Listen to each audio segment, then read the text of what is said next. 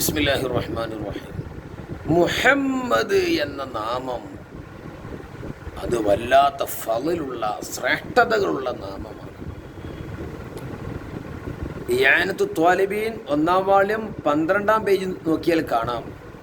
വയംബഗി അത്യാവശ്യമാകും എന്ത്?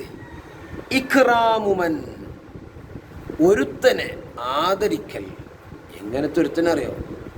ഇസ്മുഹു മുഹമ്മദുൻ, അവൻ്റെ പേര് മുഹമ്മദാണ്, അവൻ ആദരിക്കണം. അതെന്തിനാ? തഅലീമല്ലഹു സ്വല്ലല്ലാഹു അലൈഹി വസല്ലം, അള്ളാൻ്റെ ഹബീബിനെ ആദരിച്ചുകൊണ്ട്. ഹബീബിൻ്റെ പേരാണ് മുഹമ്മദ്. അപ്പം മുഹമ്മദ് എന്ന് പേരിടപ്പെട്ട ആളുകൾ ആദരിക്കണം. അതെന്താ? അത് ഹബീബിനെ ആദരിക്കലാണ്. നമ്മൾ പറയല്ലേ, എൻ്റെ വല്യമ്മാൻ്റെ പേരാണ് ആസിയ, അത് പറയുമ്പോൾ നമുക്കൊരു ആദരവുണ്ടാവും. എൻ്റെ അമ്മച്ചിൻ്റെ പേരാണ് ഫാത്തിമ, അത് പറയുമ്പോൾ നമുക്കൊരു എന്തൊക്കെയാണ് ഉണ്ടാവുമല്ലോ. അതേപോലെ മുഹമ്മദ് എന്ന നാമം ലോകത്തിൻ്റെ കാരണക്കാരായ മുത്തുനബി സ്വല്ലല്ലാഹു അലൈഹി വസല്ലം തങ്ങളുടെ പേരാ. ആ പേരിട്ട ആളുകളെ ആദരിക്കണം. നമ്മൾ മുഹമ്മദ് എന്നും പറയരുത്, മുഹമ്മദ്.